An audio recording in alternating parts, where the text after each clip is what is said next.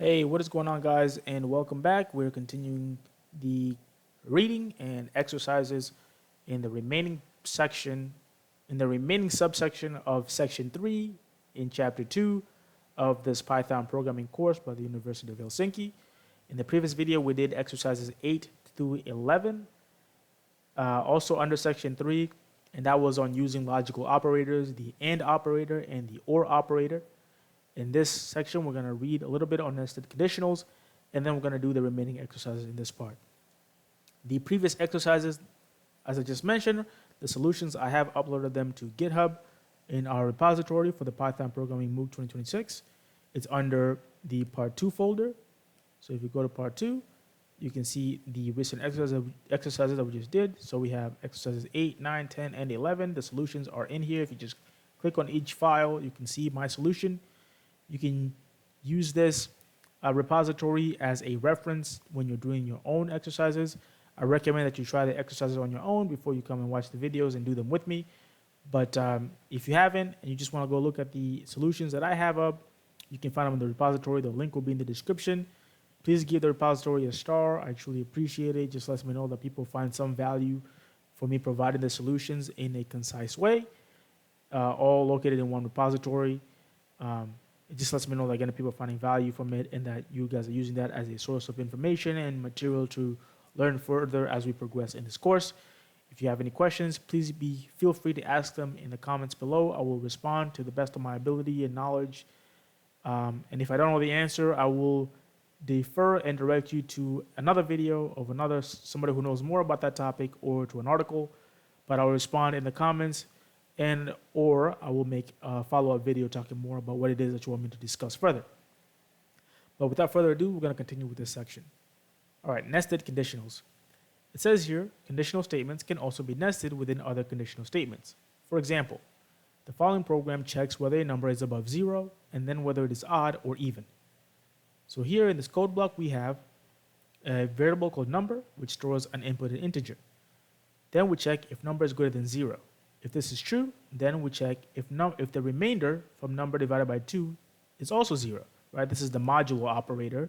If you remember in the earlier parts of the course when we were learning about this, the modulo operator returns the remainder from a division operation. So if we do, for example, if we plug in, I'll read down this in a second, but this is what the modulo operator does. So if you're seeing this and you forgot what it was, that's what it means. The modulo operator returns the remainder when you do division. So here we say if the remainder from number divided by 2 is equal to 0, then we print that the number is even. Otherwise, we print that the number is odd. And if this conditional check here fails off rip, then we skip everything else and we go straight down here to the else block and we write print that the number is negative or 0. Okay? So here's an example of how the program behaves. Please type in, we get prompted to please type in a number, we provide the number 3. Then the program evaluates because 3 is greater than 0, then we go inside this to this condition. So we'll go inside this conditional statement to this one. And we check, is the remainder from 3 divided by 2 equal to 0? No, it's not, because 3 divided by 2 leaves a remainder of 1, so we print the number is odd. So that's why here it's printing the number is odd.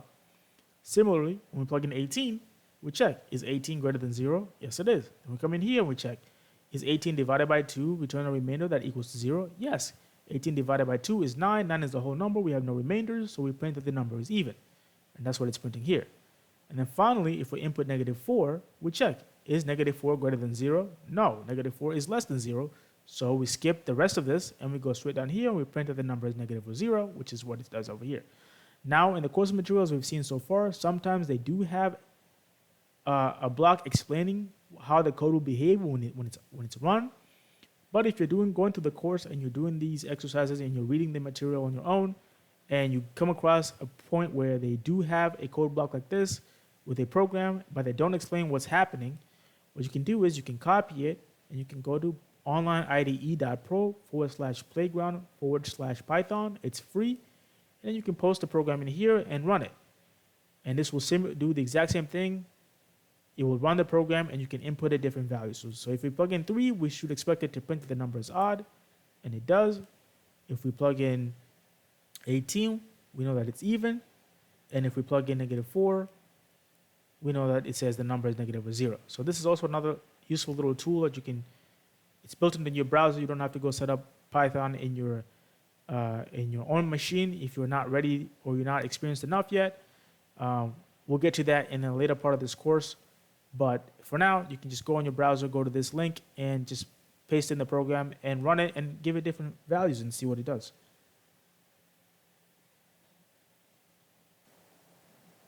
Okay. With nested conditional statements, it is crucial to get the indentations right. Indentations determine which branches are linked together. For example, an if branch and an else branch with the same amount of white space are determined to be branches of the same conditional statement.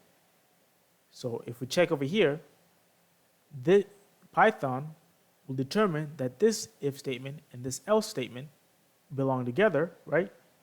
And these two belong together because of the white space that's preceding them. These two are to the furthest point of this text file, and these two are indented just a little bit inward. So in Python, indentations are how Python determines if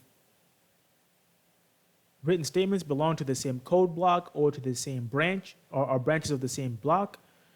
In other programming languages, if you have experience, for example, with C++ like I do, or Java, or I think Ruby, but I'm not sure. But yeah, C++, Java, JavaScript, TypeScript, curly braces are the way that the language will interpret whether or not code belongs to the same code block. Okay. The same result can often be achieved using either nested conditional statements or conditions combined with logical operators. The example below is functionally no different from the example above, in the sense that it will print out exactly the same things with the same inputs.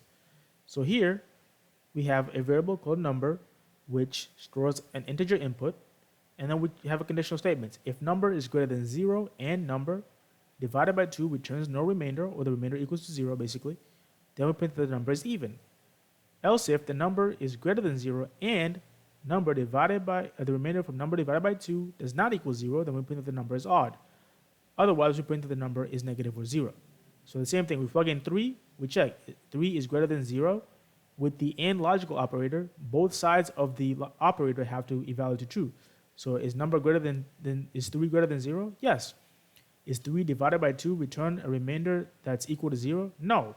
Returns a remainder that's what 3 divided by 2 is what, 1.5? So we have 0.5 as the remainder. So this is false. So we're going to skip doing this, and it's going to come here. It's going to check, is 3 greater than 0? Yes. 3 divided by 2 return a remainder that's not equal to 0? Yes. Then we print that the number is odd.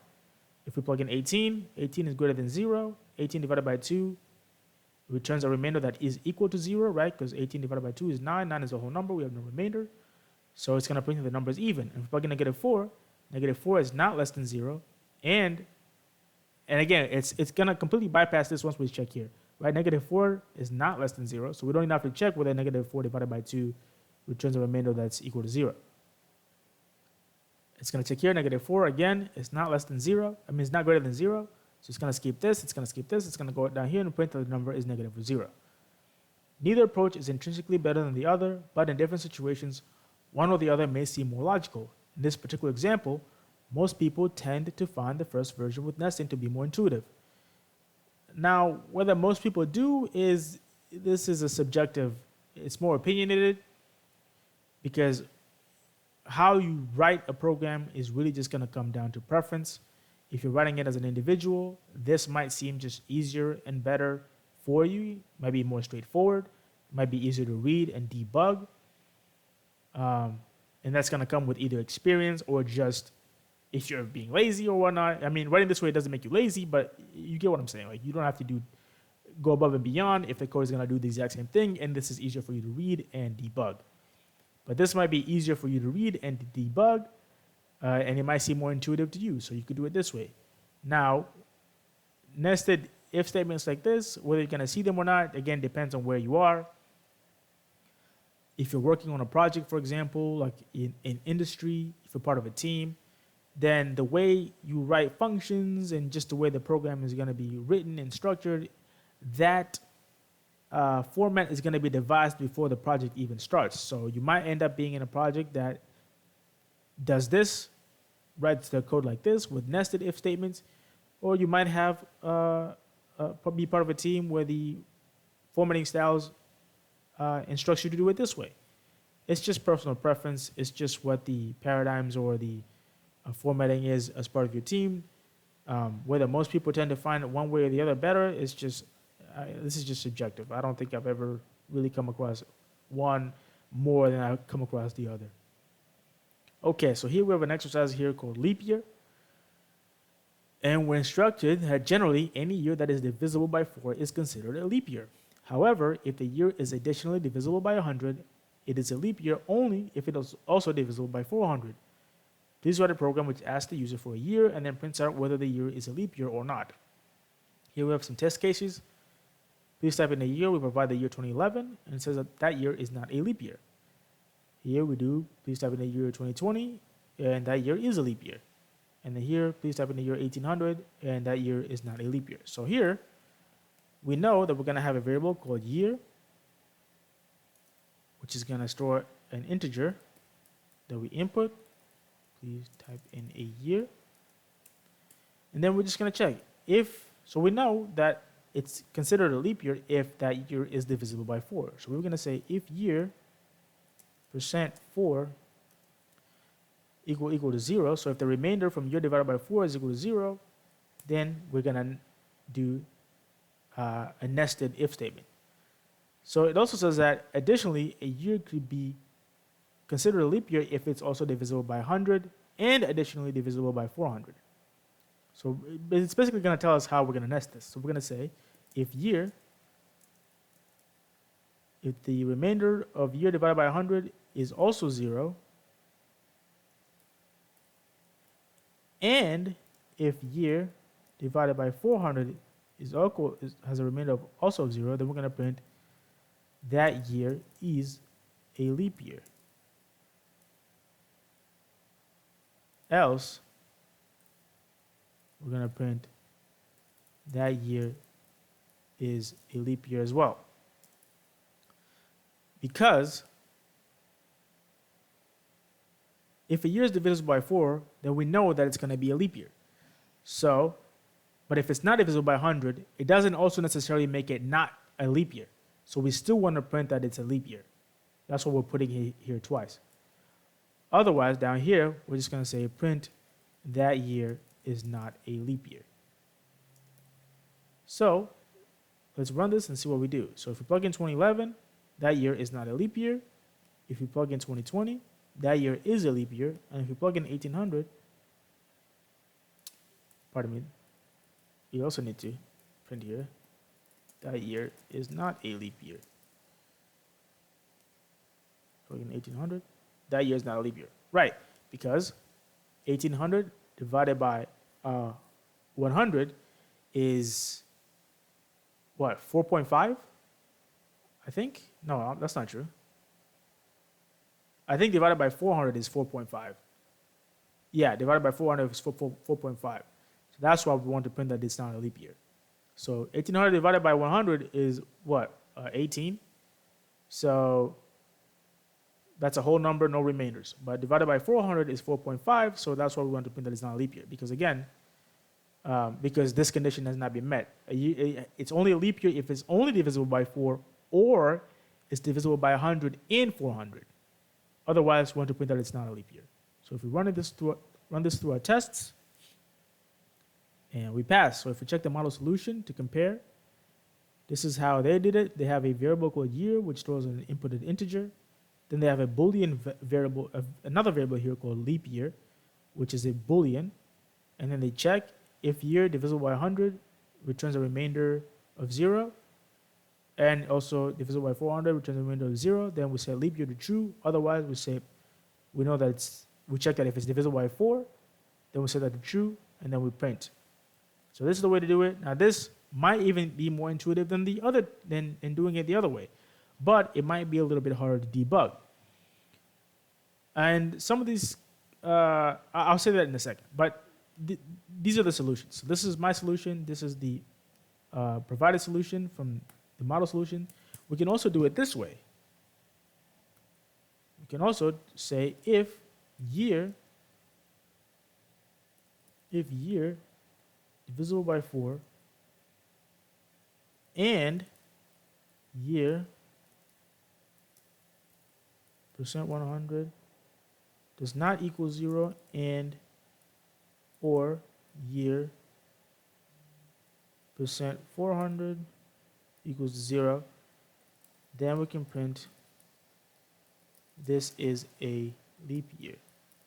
Oh, I'm sorry, that year is a leap year. Else, we could print that year is not a leap year. So let's run this. Plug in 2011, not a leap year. Plug in 2020, that is a leap year. And if you plug in 1800, that is not a leap year. So what's going on here? First, we check. As per the conditional statement, we know that a year is considered a leap year if it's divisible by 4, right? And there's no remainder. And if it's also divisible by 100 with no remainder and divisible by 400 with no remainder.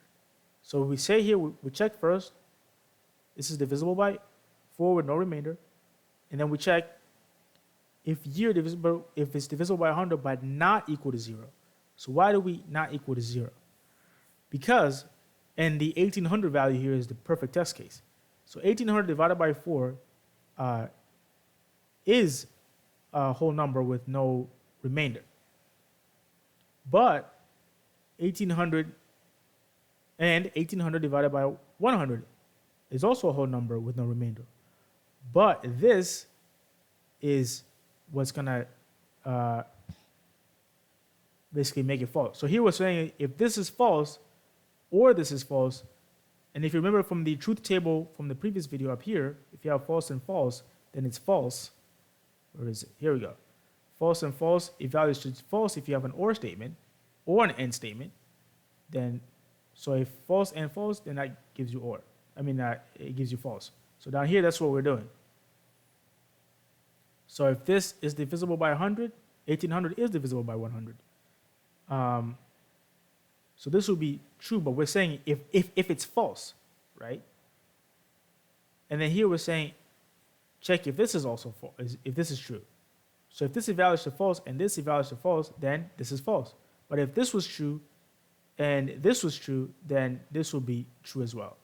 But because we have this and statement, both sides have to be true. Okay. So hopefully that answered this. So if we test this, this should also pass. Yeah, so that also works. That's also another possible solution. You can do it this way if you want to be even more concise, as in part of what they're reading here, when you can do it this way, where you can use your logical operators, or you could do it with nesting if statements like that. So either one of these will work fine.